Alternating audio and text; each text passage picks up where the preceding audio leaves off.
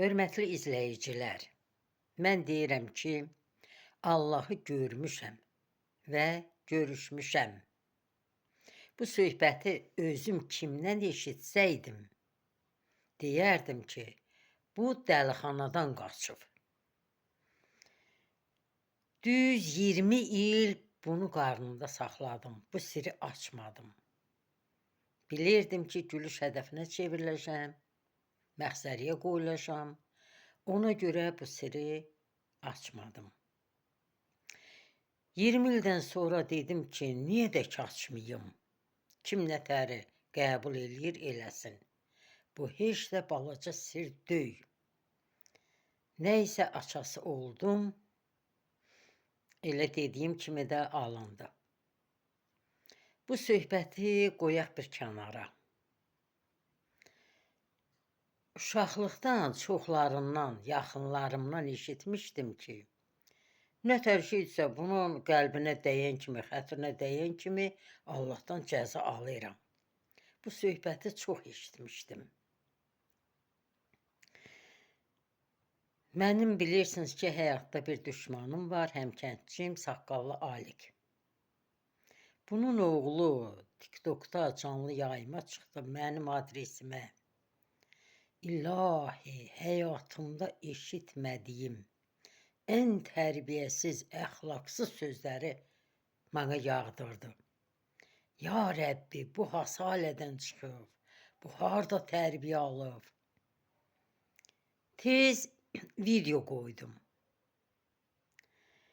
Dedim, ay millət, bu ki mənə bu qədər böhtan atdı, gəlin izləyək.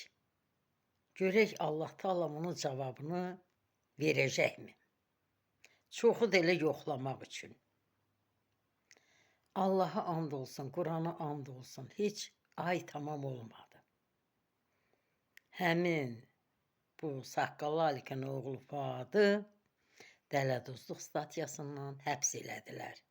6 il, 6 ay iş kəsdilər. Halbuki uzun illərin dələduzu idi. Başa düşdüm ki, mənə olan cavabdır. Deyəcəksiniz, Alik niyə cavab almır? Əsas düşmanın o idi. Mən Allaha yalvarmışam ki, ey Allah Taala, bəlkə məsələmi açacam, mənim məsələmi açana qədər Alikə dəymə. Qoy o bu günü görsün.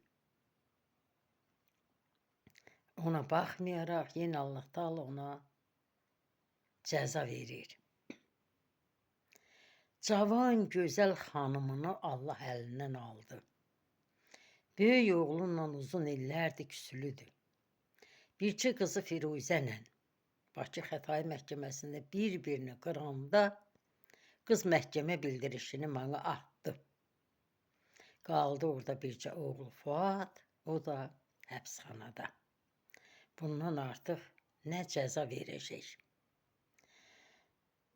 Öz sağlamlığını da mən Allaha yalvarmışam, yenə deyirəm, məsələm açılana qədər ona dəyməsin. Mənim bugünkü söhbətim bu qədər, sağ olun.